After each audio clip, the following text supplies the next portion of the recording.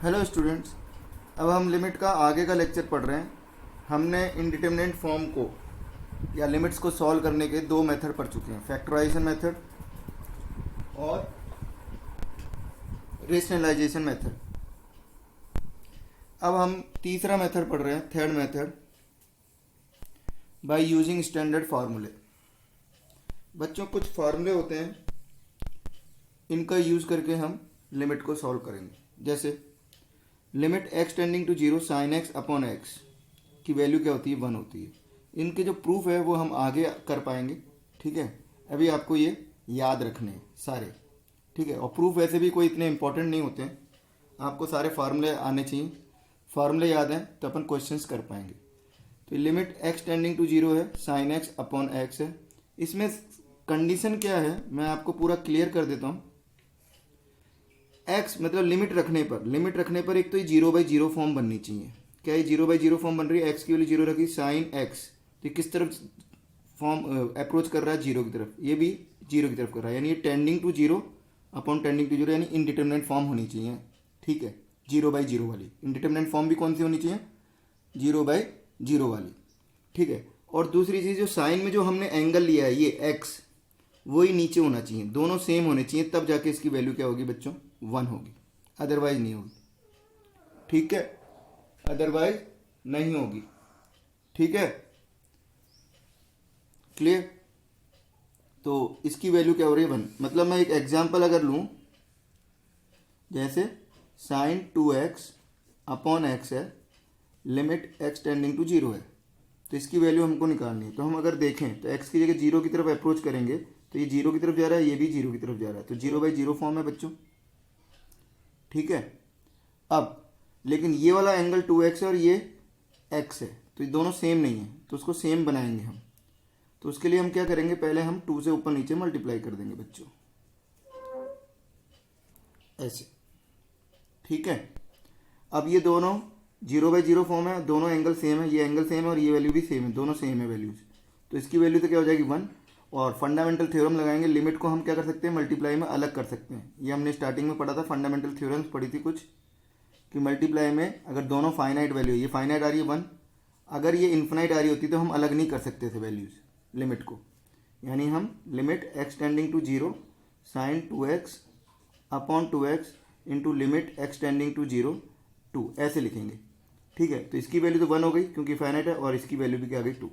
अगर ये इन्फिनाइट की तरफ अप्रोच करता बच्चों, तो मैं लिमिट को अलग अलग नहीं कर सकता था, ये ध्यान रखना है आपको। ये फंडामेंटल जो थ्योरम्स हमने पढ़ी थी उसका यूज यहाँ होता है, ठीक है।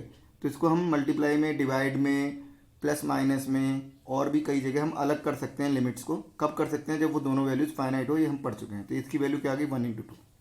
तो बच्चों इस तरह से हम क्वेश्चन को सॉल्व करेंगे। अब मैं नेक्स्ट एग्जाम्पल फार्मूला ले रहा हूँ, limit x tending to zero, ये 10x अपॉन एक्स है। अगेन बच्चों ये भी क्या होना चाहिए? 0/0 फॉर्म होना चाहिए। ये 0/0 फॉर्म लिख रहा हूँ मैं, इंडिटरमिनेट फॉर्म लिख रहा हूँ, यानी टेंडिंग टू, ठीक है बच्चों। मैं लिखूँ चाहे नहीं लिखूँ, ये टेंडिंग टू की बात कर रहे हैं हम, ठीक है। तो 0/0 फॉर्म है, ये वाला एंगल और ये वाला वैल्यू दोनों सेम होनी चाहिए जैसे इसमें थी, तब इसकी वैल्यू क्या हो जाएगी? 1। इसी तरह से limit x tending to zero tan inverse x upon x, ये दोनों वैल्यू सेम होनी चाहिए बच्चों, तो वैल्यू क्या हो जाएगी? 1। इसी तरह से limit x tending to zero है, sine inverse x upon x है, इक्वल टू 1 हो जाएगी। लेकिन बच्चों साइन इनवर्स एक्स का जो डोमेन है उसको हमको फॉलो करना होगा। हम जानते हैं साइन इनवर्स एक्स कहाँ डिफाइन होता है, ये सब 0/0 फॉर्म चल रहा है, लेकिन यहाँ पर जो एक्स की वैल्यू है वो क्या रहेगी? -1 से 1 की ही होनी चाहिए, क्योंकि साइन इनवर्स एक्स तभी डिफाइन होगा बच्चों। यानी अगर मैं आपको कोई एग्जांपल दूं कि sine inverse 2x upon x, तो इसकी value limit x tending to zero पे करें, तो 2x है तो जीरो की तरफ कर रहे हैं, तो ये क्या है तो -1 से 1 के बीच में ना, ये 2x, ये -1 से 1 के बीच में होना चाहिए, ठीक है। और वैसे भी limit x tending to zero कर रहे हैं तो वो आएगा ही आएगा -1 से 1 के बीच में, ठीक है। तो वैल्यू क्या हो जाएगी? 1 हो जाएगी, लेकिन 2 से ऊपर नीचे मल्टीप्लाई करेंगे तो 2 आ जाएगी वैल्यू, ठीक है बच्चों। क्योंकि एक्स टेंडिंग टू जीरो है तो ये वैल्यू हमेशा जीरो की तरफ टेंड करेगी, तो -1 से 1 के बीच में होगी, लेकिन फिर भी आपको ध्यान रखना है। Limit x tending to zero 1 minus cos x upon x square, ये भी बच्चों 0/0 फॉर्म है, देखो, ठीक है। एक्स इक्वल टू जीरो रखने पर 1 माइनस कॉस जीरो क्या होता है? 1 होता है, 1 - 1 0 हो गया, ये भी 0 हो गया। इसकी वैल्यू क्या होती है 1/2। ये जो बच्चों फार्मूला है, वैसे वैसे तो ये फार्मूला नहीं है, लेकिन इसको हमने एक फार्मूला बना दिया है, ये यहाँ से आया है। ठीक है बच्चों, यहाँ पे हम cos x को, मैं आगे इसको प्रूफ भी कर दूंगा इसके थ्रू, ठीक है, लेकिन आप याद रखेंगे तो बढ़िया रहेगा। लिमिट x टेंडिंग टू 0 है e की power x minus 1/x। Again यहाँ पर भी ध्यान रखना है, ये x है तो यहाँ पर ये क्या होगा, x स्क्वायर होगा, मतलब जो एंगल है उसका स्क्वायर होगा यहाँ पे। ऐसे e की पावर x माइनस 1/x की वैल्यू भी 1 होगी, जो यहाँ पे x है वो x है, 0/0 फॉर्म है बच्चों। लिमिट a की पावर x टेंडिंग टू 0 है, जो एंगल ये है वो एंगल ये है, इसकी वैल्यू क्या होगी ln a। कुछ भी हो सकता है, a कोई भी वैल्यू हो सकती है, पॉजिटिव नंबर है लेकिन 1 के बराबर नहीं होगी। ठीक है, हम जानते हैं a की पावर x में a 1 के बराबर नहीं होगा। ठीक है, तो इसकी वैल्यू क्या हो जाएगी ln ऑफ a। ठीक है, अगेन इसकी जो पावर है और ये है दोनों सेम होगी। इसी तरह से ln x tending to 0 1 plus ln x upon x, ये दोनों वैल्यू सेम होनी चाहिए, 0/0 फॉर्म होनी चाहिए। सब 0/0 फॉर्म चल रहा है बच्चों। ठीक है, ऐसे ये भी, ये कौन सी फॉर्म है बच्चों, इधर x टेंडिंग टू 0 तो 1 प्लस 0 की पावर इन्फिनाइट, यानी ये 1 की पावर इन्फिनाइट फॉर्म चल रही है। ये आगे हम डिस्कस करेंगे, अभी तो फार्मूला है, याद रखना है। इस फॉर्म के क्वेश्चन हम बहुत सारे करेंगे आगे जाके, है ना, तो अभी इसको याद रखना है, 1-2 क्वेश्चन अभी कर लेंगे। इसी तरह से limit x tending to infinite है, तो यहाँ पर भी यही फॉर्म बन रही थी, 1 प्लस 1/इन्फिनाइट रखा तो 1/इन्फिनाइट 0 हो जाएगा, और की पावर इन्फिनाइट है तो 1 प्लस 0 यानी 1 की पावर इन्फिनाइट फॉर्म बन रही है। तो जब ये दोनों सेम है तो इसकी वैल्यू e होगी, ये दोनों सेम है तो इसकी वैल्यू e होगी। इसी तरह से हमारे पास ये है x की पावर n माइनस a की power n x minus a, तो इसकी वैल्यू क्या होगी, x टेंडिंग टू a रख रहे हैं, यहाँ पे ध्यान रहे x टेंडिंग टू a रख रहे हैं, तो a रखने पे क्या हो रहा है, a की पावर n माइनस a की पावर n 0, और ये भी 0/0 फॉर्म हो रहा है, और इसकी वैल्यू क्या हो जाएगी, इसका n इंटू a की पावर n माइनस 1, n को इधर ले आएंगे और a की पावर n माइनस 1। ठीक है बच्चों, तो ये कुछ फार्मूले, इन्हीं को मैं और आगे कर रहा हूँ, जो मैंने अभी बोला कि दोनों सेम होने चाहिए, तो मैं उसको आगे करके लिख रहा हूँ। ठीक है बच्चों, जैसे अगर हमने मान लिया if limit x tending to a, ठीक है, f(x) इक्वल टू 0, ठीक है, तो इसकी वैल्यू क्या होगी 1। अब देखो x टेंडिंग टू a पर f(x) क्या 0 की तरफ जा रहा है, अप्रोच कर रहा है, तो साइन f(x) ये 0 की तरफ जा रहा है, तो साइन 0/0 हो गया, तो वही 0/0 होना चाहिए। तो मैंने ये कहा कि लिमिट को जरूरी नहीं 0 हो, लिमिट कुछ भी हो सकती है, x टेंडिंग टू 0 भी हो सकती है, x टेंडिंग टू 2 भी हो सकती है, x टेंडिंग टू 3 भी हो सकती है, लेकिन ये जो क्वेश्चन है वो 0/0 फॉर्म होना चाहिए। ठीक है, और ये जो एंगल है f(x) है, तो ये भी f(x) ही होना चाहिए, दोनों सेम होने चाहिए, तब जाके इसकी वैल्यू 1 बनेगी। जैसे अभी मैंने एक एग्जांपल भी बताया था, इसलिए मैं सारे फॉर्मूले रीराइट कर रहा हूँ ऐसे। अगर limit x tending to a है तो tan f(x) upon f(x), f(x) एक 0 की तरफ जा रहा है x टेंडिंग टू a पर, तो ये भी 0/0 फॉर्म है देखो, और जो एंगल यहाँ यूज किया है वो यहाँ पे है, इसलिए इसकी वैल्यू क्या होगी 1। इसी तरह से limit x tending to a sine inverse f(x) upon f(x), ये दोनों सेम है, और वैल्यू क्या होगी 1, 0/0 फॉर्म है बच्चों। इसी तरह से ये tan इनवर्स का भी आ गया, 0/0 फॉर्म है x टेंडिंग टू a पे, और ये वैल्यू 1 आ गई। इसी तरह से ये हो गया 1 माइनस कॉस f(x), f(x) 0 की तरफ जा रहा है, और जो एंगल यहाँ यूज किया है उसी का स्क्वायर है, जो पीछे हमने फार्मूला यूज़ किया था 1 minus cos x upon x square use किया था हमने, तो वो भी 0/0 फॉर्म था, लेकिन जो एंगल यहाँ है उसका स्क्वायर आना चाहिए। इसी तरह से limit x tending to a पर 1 माइनस e की पावर x की जगह मैंने f(x) लिख दिया, और f(x) 0 की तरफ टेंड कर रहा है, तो जो यहाँ पर है वो यहाँ पर है, इसलिए इसकी वैल्यू 1 हो गई। इसी तरह से जो यहाँ पर है वो यहाँ पर है, और 0/0 फॉर्म है, 0/0 फॉर्म है, इसलिए इसकी वैल्यू क्या होगी ln ऑफ a। ये जो यहाँ पर है पावर में वही यहाँ पर है। इसी तरह से ln 1 प्लस एक्स का किया था, यहाँ पे 1 प्लस f(x) लिख दिया, और f(x) लिख दिया, f(x) 0 की तरफ जा रहा है, कौन सी फॉर्म है बच्चों, 0/0 फॉर्म है, और जो वैल्यू यहाँ पे वही वैल्यू यहाँ है, इसलिए वैल्यू क्या होगी 1। इसी तरह से हमने 1 की पावर इन्फिनाइट वाली फॉर्म का किया था, 1 प्लस f(x) अपॉन f(x), ये क्या आ गया e, क्योंकि x टेंडिंग टू a है तो ये 0 की तरफ जा रहा है, जबकि 1/0 क्या हो जाएगा, इन्फिनाइट की तरफ जा रहा है, तो 1 की पावर इन्फिनाइट वाली फॉर्म बन रही है, और इसकी वैल्यू क्या हो जाएगी बच्चों a, e हो जाएगी। ठीक है, समझ में आ रहा है सबको। अब मैं कुछ एग्जाम्पल्स ले रहा हूँ। ठीक है, ये कुछ एग्जाम्पल्स हैं बच्चों, जैसे साइन 2x अपॉन एक्स है, तो देखें हम कौन सी फॉर्म है। सबसे पहले हम फॉर्म चेक करेंगे, तो 0/0 फॉर्म है, x की वैल्यू 0 रखने पे 0 जा रहा है, ये भी 0 जा रहा है, लेकिन ये जो एंगल है वो सेम नहीं है, तो हम क्या करेंगे 2 से ऊपर नीचे मल्टीप्लाई कर देंगे।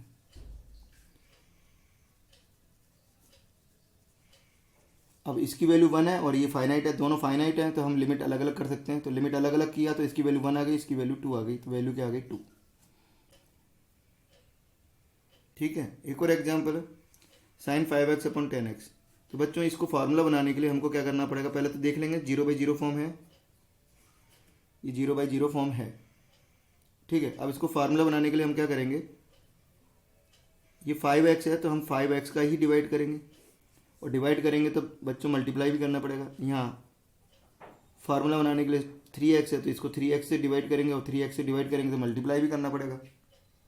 अब लिमिट x टेंडिंग टू 0 इधर भी लगा दिया, इधर भी करा दी, क्योंकि इसकी वैल्यू 1 होती है, फाइनाइट होती है, ये भी 1 है, फाइनाइट है, और ये x से x कट गया। तो बच्चों ये तो क्या हो गया 1, ये भी क्या हो गया बच्चों सेम है, 0/0 फॉर्म है, ये भी 1 हो गया, और ये क्या आ गया x से x कट गया 5/3। तो आंसर क्या आ गया बच्चों, ये हमारा आंसर आ गया। ठीक है, ये मैंने कहा था मैं प्रूफ करके बताऊंगा, तो मैं बता रहा हूँ। इसमें हम हाफ एंगल फार्मूला लगा रहे हैं, साइन वाला। क्या होता है हाफ एंगल फार्मूला, ये होता है लिमिट x टेंडिंग टू 0। बच्चों ध्यान रखना, पहले फॉर्म चेक करना है, 0/0 फॉर्म है, सबसे पहले फॉर्म चेक करेंगे। ये 1 से 1 कट गया, प्लस हो गया, लिमिट लगा दी, तो ये हो गया साइन x² x/2, और ये 2 है। अब इसको भी अगर x/2 है तो ये स्क्वायर भी है, यानी 2 बार लिखा हुआ है, sign x/2 into sine x/2। तो मैं इसको x/2 इंटू x/2 करके लिख रहा हूँ, और 4 से मल्टीप्लाई कर दिया, ये 4 से डिवाइड किया तो 4 से मल्टीप्लाई किया।